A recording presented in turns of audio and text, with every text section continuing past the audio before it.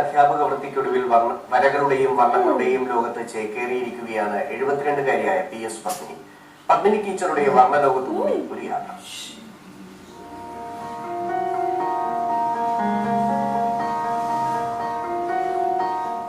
തലസ്ഥാനത്തെ വിവിധ സ്കൂളുകളിൽ അധ്യാപികയും പ്രഥമാധ്യാപികയും ഒക്കെയായി ഔദ്യോഗിക ജീവിതം നയിച്ചു വന്ന പത്മിനി യാദൃശ്ചികമായല്ല വരയുടെ ലോകത്തെത്തുന്നത്. കുടുംബത്തിലെ തന്നെ ചിലരിൽ നിന്ന് പകർന്നു കിട്ടിയതാണ് വരയ്ക്കാനുള്ള കഴിവ്.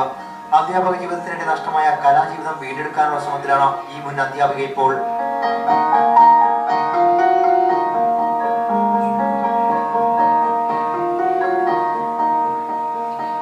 തിരുവനന്തപുരം വിമൻസ് കോളേജിലെ തുടർ വിദ്യാ കേന്ദ്രമാണ് പത്മിനിയിലെ ചിത്രകാരിക്ക് ഉണർവേകിയത്.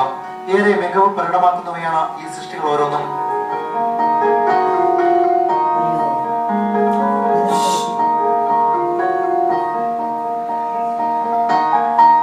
വലിയ താല്പര്യമുണ്ടായിരുന്നു കുട്ടിക്കാലം മുതലുള്ളതുകൊണ്ട്. ഇപ്പം കൂടുതൽ ഇതിനുള്ള സൗകര്യം കിട്ടുന്നതുകൊണ്ട് ഇപ്പം റിട്ടയർ ചെയ്ത് മറ്റേ ടീച്ചറായിട്ട് വർക്ക് ചെയ്തു. പിന്നെ മിസ്സസായി പിന്നെ യൂണിസെഫിൻ്റെ കോർഡിനേറ്ററായിട്ടാണ് ഞാൻ റിട്ടയർ ചെയ്തത്.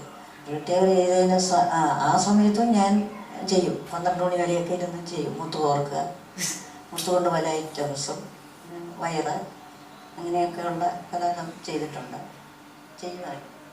അധ്യാപക ജീവിതത്തിനിടയിലും വിരമിച്ചതിനു ശേഷവും പത്മിനി വരച്ചു കൂട്ടിയ ചിത്രങ്ങളുടെ പ്രദർശനം മ്യൂസിയം ഓഡിറ്റോറിയത്തിലാണ് നടക്കുന്നത്. കോട്ടയം സ്വദേശിയായ പത്മിനി ഇപ്പോൾ തിരുവനന്തപുരം ഈശ്വരവിലാസം റോഡിലാണ് താമസം. പെയിന്റിങ്ങുകൾക്ക് പുറമെ ഫ്യൂഷൻ വർക്കുകളും പ്രദർശനത്തിലുണ്ട്. മോഡൽ സ്കൂളിലെ മുൻ ഹെഡ് മാസ്റ്ററായിരുന്ന അന്തരിച്ച N ഗോപിനാഥന്റെ സഹധർമ്മിണിയാണ് പത്മിനി. ശേഷിക്കുന്ന ജീവിതകാലം പൂർണ്ണമായും നിറങ്ങൾക്കൊപ്പം ചിലവിടാനാണ് ഈ ചിത്രകാരിയുടെ ആഗ്രഹം.